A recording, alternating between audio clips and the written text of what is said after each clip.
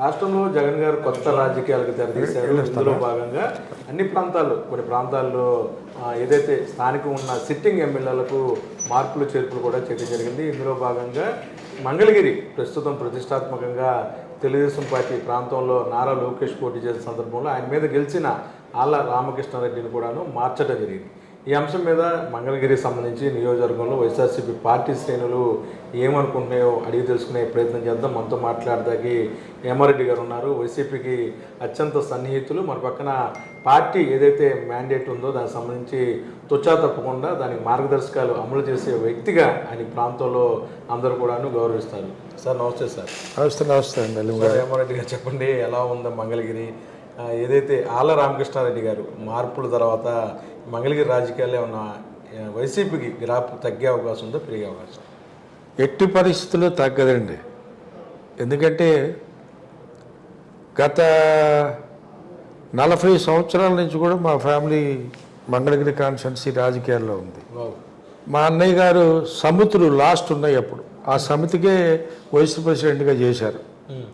అప్పుడు ఆ రోజుల్లో కాంగ్రెస్ పార్టీని బలోపేతం చేసి ఈ ప్రాంతంలో కాంగ్రెస్ పార్టీకి అప్పట్లో కంచుకోటగా చేశారు. ఈ తర్వాత అందరూ మేము ఒక 4 సార్లు ఎవరి కమ్యూనిటీకి బీసీలకు ఇవ్వడం జరిగింది. అందరిని బ్రహ్మాండంగా ఎక్కువ మెజార్టీ మా ప్రాంతం నుంచి వచ్చేది, ఆ విధంగా గెలిచేవాళ్ళం. ఇవాళకి కూడా అదే సినేరియో ఉంది. ఇక్కడ ఏంటంటే మాది కమ్యూనిస్ట్ ఎఫెక్టెడ్ ఏరియా. ఈ ఏరియా యా, దీన్ని నెక్స్ట్ పశ్చిమ బెంగాల్ అనేవాళ్ళు మా తాడేపల్లి. అంత కట్టుదిట్టంగా ఉండేది. విప్లవానికి సంబంధించిన అది ప్లస్ కాంగ్రెస్ జెండా కట్టే ఎవరికి లేదా, ఇది ధైర్యమే లేదు. మా అన్నయ్య గారు 80 చిల్లరలో వచ్చి అప్పుడు కొంచెం పెంచుకుంటూ వచ్చి తాడేపల్లి గ్రామ సర్పంచ్ అయి సమితికి వైస్ ప్రెసిడెంట్ అయ్యి అప్పుడు పార్టీ విస్తృతంగా పెరగటం. తర్వాత మేము రాజశేఖర్ రెడ్డి గారు అంటే ఉండటం, నడవడం, ఆ విధానంలో మేము రావడం. 4 సార్లు కూడా ఆయన కాంగ్రెస్ పార్టీ పెట్టిన 4 గెలిపించుకున్నాం. ఒకసారి ఓడిపోవడం జరిగింది. అది వేరే కారణాలు. కాబట్టి అప్పుడు దాని తర్వాత బ్యాచ్ మొత్తం మేమందరం కూడా ఏకముడిగా వైఎస్ఆర్ కాంగ్రెస్ పార్టీలోకి వచ్చాం. జగన్మోహన్ రెడ్డి గారు ఎంపీకి రాజీనామా చేసి కొత్త పార్టీ అనుకున్నప్పుడు ఆయన చేసిన ఒక అరగంటలోనే అప్పుడు మా తాడేపల్లి మండలంలోనే మా ఒక అమ్మాయి రాజీనామా చేసింది, ఎంపీటీసీ సునీత అని. ఆ అమ్మాయి కూడా చేసిన 2-3 రోజుల్లో మొత్తం ఎంపీటీసీలు అందరూ రాజీనామా చేసి నాకు పెట్టించారు. 100 సంఖ్యలో ఎంపీటీసీలు స్టేట్ వైడ్. అప్పుడు 2 స్టేట్లు కలిసి ఉన్న ఆ రోజుల్లోనే ఫస్ట్ వైఎస్ఆర్సీపీ అందరూ వైఎస్ఆర్సీపీలోకి వచ్చి ఆ పార్టీ మండలం అయిపోయింది మాది. అప్పటి నుంచి కూడా పార్టీకి మేము చాలా వెన్నుదనుకుంటాం. Party based. ఎందుకంటే కొంచెం వామపక్ష భావాలు ఉండే కమ్యూనిస్టు వాళ్ళని ఎదుర్కోవాలంటే మాకు కూడా వామపక్ష భావాలే ఉండాలి. అవును, అంతేగా. అదే విధానంలో మేము తీసుకొచ్చాం. అట్లాగే ఉంది. ఇక్కడ ఈ కాన్స్టిట్యున్సీలో వ్యక్తులు అనేది మాకు పెద్ద లెక్క కాదు. పార్టీయే బేస్. మాకు పార్టీ బేస్కొని వర్క్ చేస్తాను. అదే విధానంలో కొనసాగుతాం. మాకు ఏ విధమైన భయం లేదు. మేము మా ప్రయత్నం మేము చేస్తూనే ఉంటాం. పార్టీ విధానాలు, విధి విధానాలన్నీ కూడా సక్రమంగా అమలు చేసే విధానంలోనే మా పార్టీ శ్రేణులు ఉంటారు. అంటే ఒకటి చెప్పండి సార్, వైసీపీ పార్టీ కూడాను కమ్యూనిస్ట్ సిద్ధాంతాల్లో ఉంది. పేద ప్రజల్ని అభివృద్ధి చేయటం కానీ, పేద ప్రజలకు ఇళ్ల స్థలాలు ఇవ్వటం కానీ, అలాగే క్యాడర్ కూడాను పార్టీ సిద్ధాంతం ఎవరైతే పార్టీ నడిపిస్తారో ఆయన కట్టుబడి ఉంటుంది తప్ప వ్యక్తులతో ప్రేమ లేదంటారా? కరెక్ట్ పాయింట్ చెప్పారు మీరు. ఎందుకంటే రాజశేఖర్ రెడ్డి గారు స్టార్ట్ చేశాడు లెఫ్ట్ ఓరియంటెడ్ మనస్తత్వంతో అందరికి ఇళ్ళు అని, కానీ మిగతా అన్ని కూడా పర్ఫెక్ట్గా ఇంప్లిమెంట్ చేశాడు. ఇప్పటికీ ఇంద్రియం ఇళ్ళు అంటారు. అవునండి, అవును. కొండల కోనలో కూడా ఇప్పించాను నేను ఆ రోజులు ఇల్లు. అంతా ఫ్రీగా నడిచింది అప్పుడు.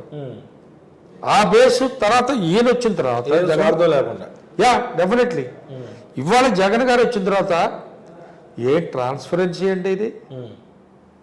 మీరు ఎక్కడైనా మన దేశంలో ఇంత ట్రాన్స్పరెన్సీగా బడుగు బలహీన వర్గాలకి ఇచ్చే ఫెసిలిటీస్ ఇంత ట్రాన్స్ఫరింగ్గా ఏ రాష్ట్రంలోనే చేస్తుందా? అట్లా ఇస్తున్నాం మేము.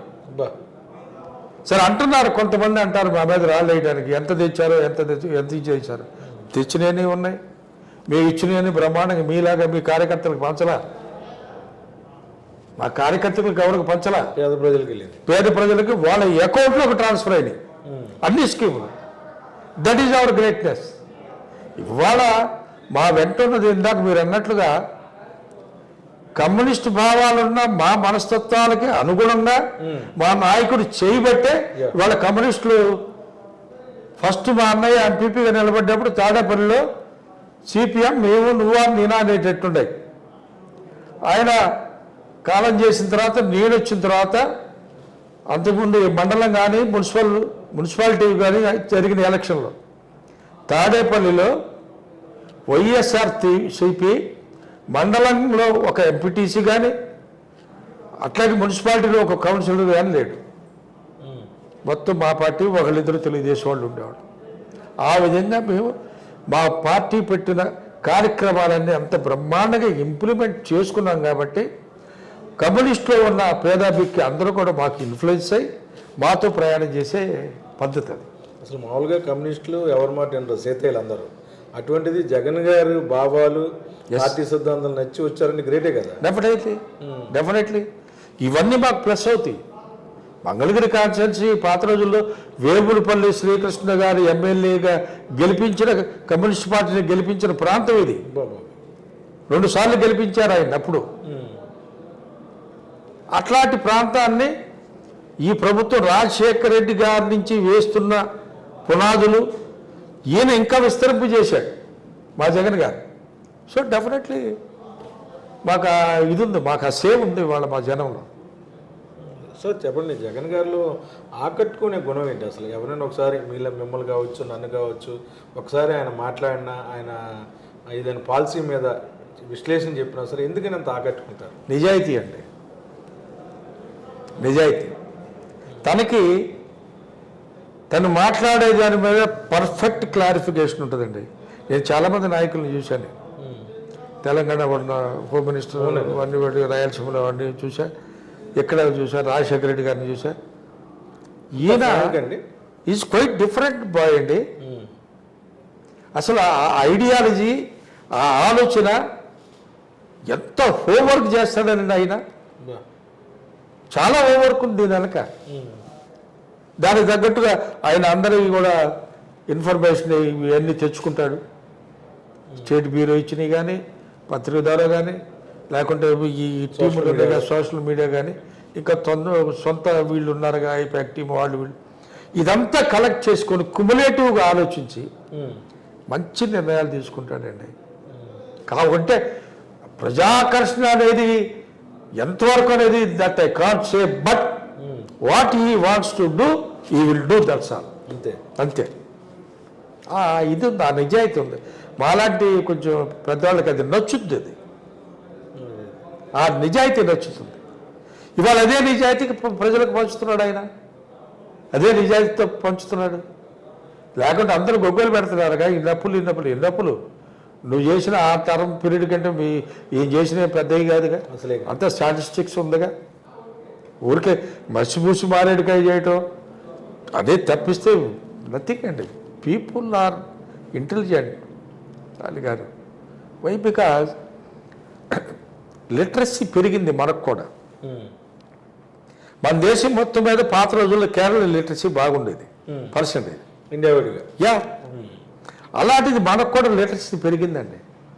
ఇవాళ ఎన్ని వందల మంది, వేల మంది కాలేజీలు అండి. Yes, definitely we should proud of it. ఇప్పుడు పాత రోజుల్లో మా రైతు వారి కుటుంబాల్లో ఎక్కడ నీరుంటే అక్కడికి పారిపోయేవాడు. ఎందుకంటే వ్యవసాయం అక్కడ అనుకూలం. సాగర్ లెఫ్ట్ కెనాల్ వచ్చిందని మిర్యాల కూడా వెళ్ళిపోయారు. అట్లా కర్ణాటకలో వచ్చిందని బళ్ళారి పోయారు. ఆల్మట్టి డ్యామ్. యా, అట్లాగే ఈ నంద్యాల వైపు కూడా అటు నీళ్లు బాగా వస్తున్నాయి, కెనాల్, కేసీ కెనాల్ అన్నీ వస్తున్నాయి, అటే పోయారు. అట్లాగే ఇక్కడ కూడా ఏంటంటే ఎక్కడైతే మంచి కార్యక్రమాలు ఉంటాయో మామూలు జనం మంచిగా ఎవరు చేస్తున్నారో డెఫినెట్గా వాళ్ళ మైండ్ అట్లాగే ఉంటుందండి. సరే, చాలామంది చాలా రకాలుగా చెప్తున్నారు. అవును. ఎవరు ఇది వాళ్ళది, ఎవరు పొందా వాళ్ళది. సార్ చెప్పండి, సోనియా గాంధీ గారిని ఎదిరించి రాజీనామా చేసినప్పుడు వైఎస్ రాజశేఖర రెడ్డికి మీరంతా సన్నిహితులు, కొద్దో గొప్ప భయపడి ఉంటారుగా, ఈయన రాంగ్ స్టెప్ వేసాడా, ఎందుకు ఈ మొండితనం అని. అప్పట్లో టు బీ ఫ్రాంక్, అప్పటికి నిజ స్వభావం చాలా మందికి తెలియదు కాబట్టి in those days they might think something, but ఎక్కడో ఒక ఒక ఆలోచన మాలాంటి వాళ్ళకి తగిలింది.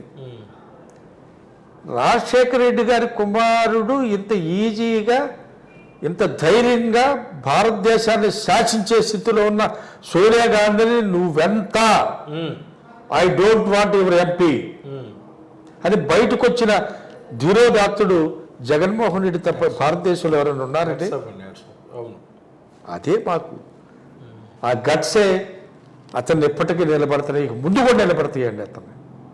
అంటే కొద్దిగా చాలా మంది భయపడ్డారు, చాలా మంది కొద్దిగా ఫీల్ అయ్యారు, తొందరపాటు చర్య ఏమవబోతుంది, ఎందుకు ఇంత ఇదిగా అనుకుని కొందరు కామెంట్లు చేశారు. అయినా ఆయన లెక్క చేయాలి, తను అనుకున్నది ఏదో, తన భావం ఏదో, తను ఏదైతే చేయబోతున్నాడో జనం మధ్యకు వచ్చాడు. జనం మధ్యకు వచ్చి అందరికి విశదీకరించాడు. జనం ఇన్ఫ్లుయెన్స్ అయ్యారు. మా నాయన చేసిన దానికంటే ఇంకొక 2 అడుగులు ముందుకే వేస్తాను కానీ వెనక్కి వెళ్ళదు అన్నాడు. అదేవిధంగా వాళ్ళు నడుస్తుందిగా. ఇంకొక గొప్ప మాట అన్నాడు అతను అప్పట్లో, ఏది ఓదార్పు యాత్ర అప్పుడే ఆ మాట అన్నాడు. మా నాన్నగారి ఫోటో ప్రతి ఇంట్లో చూసా, రేపు నా తర్వాత నా ఫోటో కూడా ప్రతి చోట ఉండాలనే కోరికతో నేను పనిచేస్తున్నా. Great thing. అలాంటి జీవులున్న వ్యక్తి డెఫినెట్లీగా will implement all those things what ఈ things and what the people need. Sir చెప్పండి, మొత్తమే కూడాను బీసీలు, ఎస్సీలు అలాగే మైనార్టీలు కలిపి ఒక పార్టీని ముందు తీసుకెళ్తాం అనేది పెద్ద సాహసమే కదా. ఇప్పుడు ఆ రోజుల్లో మైనార్టీస్కి 4% ఇస్తే ఒక ముస్లిం పెద్ద నా దగ్గరకు వచ్చి తాడేపల్లి రిజర్వేషన్ రాజశేఖర రెడ్డి గారు కదా పెట్టింది, ఫస్ట్ స్టార్ట్ చేసింది భారతదేశంలో. అవును. డాక్టర్లు అయ్యారు, ఎస్ఐలు అయ్యారు. వచ్చి నా చేతులు పట్టుకొని, సాబ్ कैसा अच्छा काम है साहब, हम लोग बच्चों को कितना आदमी पढ़ रहा है, ఎంతమంది ఇంజనీర్లు అవుతున్నారు సార్, ఎంతమంది ఎంబీబీఎస్కి వెళ్తున్నారు సార్, మహానుభావుడు, గొప్ప స్కీమ్ సార్ అన్నాడు. అలాంటిది మా జగన్ గారు ఇవాళ ఇంకో 2 అడుగులు ముందుకేశారుగా, ఇంకో 2 అడుగులు ముందుకేశారు. రాజకీయ ప్రాధాన్యత ఇచ్చాడు. అట్లాగే పిల్లల చదువులకి నో రిలీజియన్, నో కాస్ట్, బారే లేదు, ఓన్లీ ఉన్నవాడు లేనివాడికే రాష్ట్రం ఉంది, అందరికి ఇస్తున్నాగా. అవును. పెద్ద కులం వాళ్ళది కాదు, చిన్న కులం వాళ్ళది కాదు, అర్హత ఉన్న ప్రతి వాళ్ళకి ఇస్తున్న ఏకైక ముఖ్యమంత్రి భారతదేశంలో వైఎస్ జగన్మోహన్ రెడ్డి గారే. ఇవి చాలవండి మేము చేస్తున్న కార్యక్రమాలు. మా జనానికి మేము ఇవన్నీ చెప్పుకోవటం మాకు చాలదండి. We are proud to tell all these things regarding our beloved CM Jaganmohan Reddy garu. ఒక్కోసారి తలుచుకుంటే మాలాంటి వాళ్ళకి ఏంటి అసలు ఈ పోకడు ఏంటి, ఈ విధానం ఏంటి. అంబేద్కర్ ఆ రోజుల్లో నా జాతికి 10 ఏళ్ళు చాలండి ఈ రిజర్వేషన్లని అన్నాడని అంటారు. రాజ్యాంగం రాసేటప్పుడు నా జాతికి ఒక 10 ఏళ్ళు రిజర్వేషన్ ఏంటని. 70 ఏళ్ళు దాటినా ఇంతవరకు ప్రాపర్గా ఇంప్లిమెంటేషన్ కాలా భారతదేశంలో. మనకయింది ఇక్కడ ఆంధ్ర రాష్ట్రంలో చేసి అదంతా బ్రహ్మాండంగా చేసి చూపించాడు మీకు. Is it not a great thing? ఇదే విధానం నేను చెప్తున్నా గ్యారంటీగా ఇంకొక 10 ఏళ్ళు కనుక జరిగితే అసలు మన పల్లెల్లో ఎవరు కూడా చదువు లేని వాళ్ళు, అక్షరముక్క జ్ఞానం లేని వాళ్ళు అసలు ఉండరు. అట్లాగే ఉద్యోగాల పరంపర కూడా మనకు అప్పట్లో కొంతకాలం ఈ రిజర్వేషన్కి దానికి తగ్గట్టుగా వచ్చేవాళ్ళు కాదు మన వాళ్ళు. మెరిట్ నీ సెక్షన్లో ఒక 40 మందికి కావాలి, నాకు 20 మంది వచ్చేవాళ్ళు, దొరికేవాళ్ళు కాదు. ఇవాళ మొత్తం ఇంగ్లీష్ మీడియం. అసలు ఏంటండి ఇంగ్లీష్ మీడియం ఏంటండి? మా టైంలో హై స్కూల్లో ఇంగ్లీష్ మీడియం, తెలుగు మీడియం నుంచి ఇంగ్లీష్ మీడియం 10th క్లాస్లో ఉండేది, హైయర్ సెకండరీ మాది మున్సిపల్ హై స్కూల్. అప్పుడు ఏదో గందరగోళంగా ఉండేది, పల్లెటూరు రావడంగా.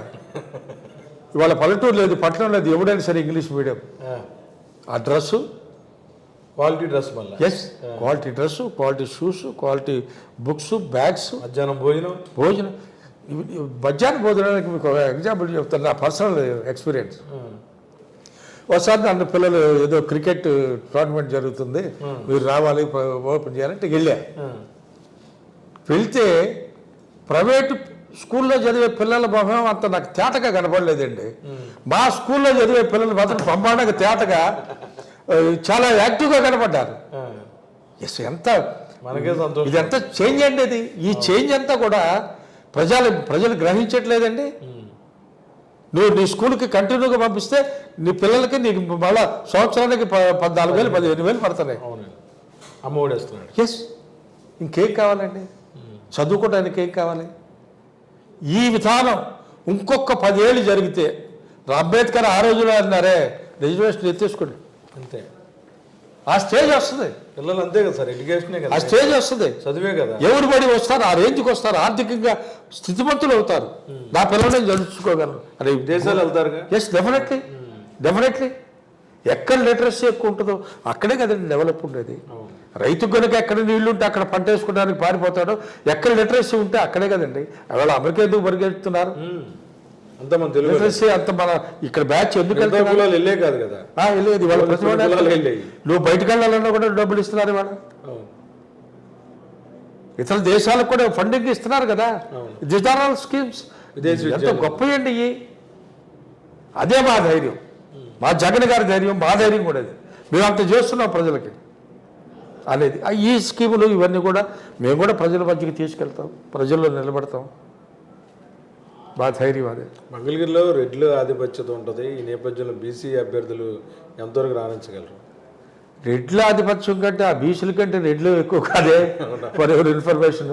కాకుంటే ఏంటంటే మా అన్నయ్య గారి టైం నుంచి ఇదొక మేము లీడ్ చేస్తూ ఉండేవాళ్ళం తప్పిస్తే ఆధిపత్యం కూడా జోక్యం చేసుకునేవాళ్ళు కాదు.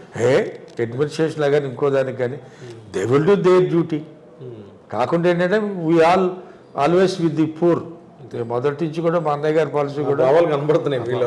ఆ విధంగానే ఉండేది. కానీ ఇంకో విధంగా చెప్పండి, నారా లోకేష్ తిరిగి ఇక్కడ భారీ మెజార్టీతో గెలుస్తాను, మా నాన్నే ముఖ్యమంత్రి అని పదే చెప్తున్నారు. ఈ నేపథ్యంలో గౌరవ యువ ముఖ్యమంత్రి గారు రామకృష్ణారెడ్డి గారిని తీసివేసి ఇంకో బీసీ నాయకులు చిరంజీవికి బాధ్యత అప్పగించారు. అంటే ఈ ప్రభావం మీ మీద కానీ పార్టీ మీద కానీ ఎలా ఉండబోతుంది? అంటే నారా లోకేష్ తిరిగి గెలుస్తాడని చాలామంది చెప్తున్నారు. చెప్పటానికే ఉందండి, జనం మా వైపు ఉన్నారు. ఇప్పుడు వాళ్ళకి 4-5 మీడియా ఉండొచ్చు, అవును, పేపర్లు ఉండొచ్చు, ప్రాపగండా చేయడం, ఉదయం లేస్తే మైకి తీసుకుని అదే పని. అవును, దాని తగ్గట్టుగా ఆయన చంద్రబాబు గారు చెప్పాడు, రాయలసీమ ఊళ్ళో తెలుసా మీకు 1,00,000 కోట్లు అన్నాడు అతను వాల్యూ, ఆస్తి. ఆయన కేసీఆర్ 500 కోట్లు ఇటువంటి నాకు 1,00,000 కోట్లు ఉన్నాయి. అవును, ఏమండి ఆయన 40 ఏళ్ళు రాజకీయం చేస్తే 40,00,000 కోట్లు సంపాదించాడు. మేము టన్నల్స్లో మాకు క్షయరోగాలు కూడా తగిలించుకొని మేము 40 ఏళ్ళు కష్టపడితే మీ స్టేజ్కి రాలేదు. ఆ రహస్యం అంటే చెప్తే అందరూ బాగుపడతారు కదండి. చెప్పడానికి అర్థం ఉండాలి. డబ్బుని సొమ్ము పంచండి జనానికి. ఒక్క కాన్స్టిట్యున్సీ కాదు, అన్ని చోట్ల పంచండి, మా పేదవాళ్ళందరికీ పంచండి. ఓటు మాకే వేస్తారు. లోకేష్ ఓటుకి 10,000 ఇస్తాడు అన్నాడు. ఏమండి ఉన్నాయి తీసుకుంటామండి, వాళ్ళకి అదే చెప్తాగా. అతను ఎంత ఇచ్చినా తీసుకోండి, ఆడి సొమ్ము కాదు మన సొమ్మే. అతను పంచేది అతని దగ్గర ఉన్నది, అతని సొమ్ము కాదు మన సొమ్మే, ప్రజల సొమ్మే. తీసుకోండి, నిరభ్యంతరంగా తీసుకోండి. 10,000 కాదు 50,000 ఇచ్చినా తీసుకోండి. ఓటు మాత్రం ఆత్మవిశ్వాసంతో వేయి. నీ గుండెల మీద చెయ్యి వేసుకుని ఆలోచించి చెయ్యి. ఎందుకంటే ఓటే ఆయుధం. ప్రజాస్వామ్య దేశంలో ఓటే ఆయుధం. ఆ ఓటుని నువ్వు సరైన వాడికి వేస్తే సరైన పద్ధతి వస్తుంది. సరైన వాడికి వస్తే నీ కుటుంబం అభివృద్ధి చెందుద్ది. సరైన వాడికి వస్తే నీ ప్రాంతం అభివృద్ధి చెందుద్ది. ఒక వ్యక్తి ఒక ఊళ్ళో డెవలప్ అయితే ఆ ఊర్లో ఉన్న మిగతా వాళ్ళు డెవలప్ అవుతారు. ఆ ఊరు అయితే మండలం అవుద్ది, మండలం అయితే జిల్లా అవుద్ది, జిల్లా అయితే రాష్ట్రం అవుద్ది. ఆ విధంగా డెవలప్మెంట్ ఎవరు చేయగలరో నువ్వు ఆలోచించుకుని గుండెల మీద చేయి చేసుకోమని మా వాళ్ళందరికీ చెప్తాం. గుండెల మీద చేసుకుంటే హ్యావ్ టు. మేము అతనంత ఇలేవాం. ఆయన ఎంత ఇస్తాడు?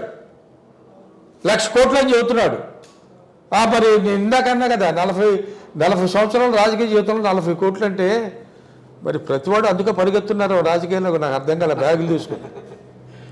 సార్ చెప్పండి, కాపులు ప్రస్తుతం జనసేన అధినేత పవన్ కళ్యాణ్ వైపు ఉన్నారు. అయితే జనసేన అధినేత పవన్ కళ్యాణ్ సీఎం రేసులో లేడు, మా నానే సీఎం ఉంటారు, నేను మంగళగిరిలో పోటీ చేస్తాను గెలుస్తానని లోకేష్ చెప్పారు. అంటే జనసేన అధినేత నమ్ముకున్న వాళ్ళ పరిస్థితి ఏమవుతుంది? ఏముంది, నట్టేట ముంచటమే. ఇప్పుడు ఈయన సహజంగా ఏంటంటే ఎవరికైనా ఆ సామాజిక వర్గంలో కూడా ఎవడన్నా ఒకడు పెద్ద మనిషిగా చూసుకోవాలరా మనం కూడా ఉంటుంది కదా సార్. అదే ధీమాతో వాళ్ళు ఉన్నారు. ఈ దెబ్బతో వాళ్ళ ఆలోచనలు పటాపంచలైపోయినాయి. వాళ్ళు ఎందుకుంటారండి? వాళ్ళు ఎందుకుంటారు? పవన్ కళ్యాణ్ దగ్గరగా చూసారా సార్ ఎప్పుడైనా? నేను చూడలేదండి. ఆ కుర్రాన్ని నేను చూడలేదు. సినిమాల్లో చూడటం గుడ్ ఆర్టిస్ట్, కానీ ఈజ్ నాట్ ఏ పొలిటీషియన్. ఎప్పుడో అడావుడు చేశాడు, ఎప్పుడో ఊరు చాలా బాగుంది. ఎప్పుడో రోడ్లు వేస్తున్న అడ్డుకుని అడావుడు చేశారు. ఎప్పుడో గ్రామం చాలా బాగుంది కదా, బ్రహ్మాండంగా ఉంది. బైడెన్ రోడ్ అందులో పెద్ద లింక్ అది. ఇవతల వడ్లపూడి నుంచి పైనుంచి వచ్చే వాళ్ళు కూడా ఇటు విజయవాడ చేశారు. ఇష్యూ కావాలిగా, ఆయనకి ఇష్యూ కావాలి. పోతే ఎవరన్నా ఒకటి ఇద్దరు వాళ్ళ సామాజిక వర్గం వాళ్ళు దెబ్బతినొచ్చు. దాంతో అందరూ ఆక్రమణలు తీశారు, అందరూ ఉంటారు. నీ ఎంక్రోచ్మెంటే తీసాం కానీ మీది పట్టా భూములు ఏమైనా తీయలేదుగా, తీరుగా. ఇవన్నీ జనం నాకు అర్థం కాదు. వీళ్ళంతా ఏమో తెలియని వాళ్ళు అనుకుంటున్నారండి. జనానికి తెలివి పెరిగింది సార్, ఆలోచిస్తున్నారు.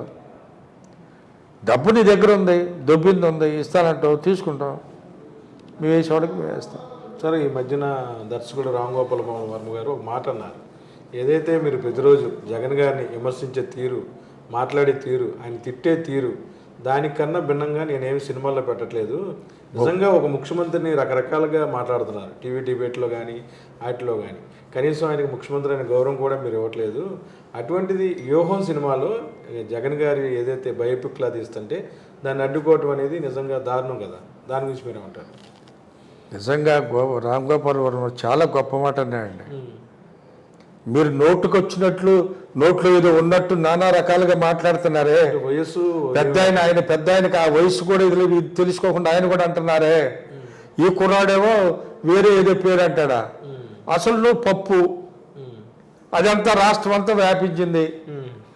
ఆ దెబ్బతో నువ్వు ఇదైపోయి నువ్వేదో చేద్దామని చూస్తున్నావు. డబ్బు ఉంది, మీ నాయన డబ్బు ఎత్తున్నాడు, తిరుగుతున్నావు, దొబ్బిన డబ్బు ఉంది, పంచండి. అంత మాత్రం చేత నువ్వు నీ నోటుకొచ్చినట్టు మాట్లాడితే టైం ఉంది. నోటుకొచ్చి మాట్లాడిన నాయకులందరూ ఏమయ్యారో టైం ఉంది. ఇదే బహిరంగంగా తన్నుకునేది కాదుగా. ప్రజలే సమాధానం చెప్తారా? డెఫినెట్గా చెప్తారండి. ప్రజలు మనం అనుకుంటున్నాం ఇంట్లో టీవీలు పెట్టేటప్పుడు వాళ్ళ ఇళ్లలో అనే మాటలు మీరు ఇంటలా. చిచ్చి ఏంటి మాటలు? ఏ పార్టీ వాళ్ళైనా, నేను ఒక పార్టీ అంటలా, ఏ పార్టీ వాళ్ళైనా అసభ్యకరమైన పదజాలం వాడినా, సామాజికంగా కొంచెం పదాలు కూడా తప్పుదొరిన వాళ్ళు ఒప్పుకోవట్లా. నువ్వు ఎక్కడో అమెరికాలో చదువుకొని వచ్చాడు, నువ్వు తెలుగు రాక తిడుతున్నావా, మరి వచ్చి తిడుతున్నావా, నోటుకు వచ్చినట్టు అంటున్నావు. ఫోటోగ్రాఫ్ కూడా గౌరవం లేకుండా ఎందుకు మాట? తప్పండి అది. అది బుద్ధి మాంద్యం వల్ల చేసే పనులండి. ఎవరు ఉన్నాడు ఇప్పుడు చదువుకున్నప్పుడు? నేను అంటున్నా, ఆయన చంద్రబాబు గారే అంట, ఈ కుర్రాడు బొడ్డాడు కాబట్టి లోకేష్ అంటాం. దానికి మర్యాద ఇచ్చిపుచ్చుకోవడంలో తప్పేంటండి? ఎందుకని ఆంధ్రాలో ఈ 4 ఏళ్ళ పరిస్థితులు ఉన్నాయంటారు?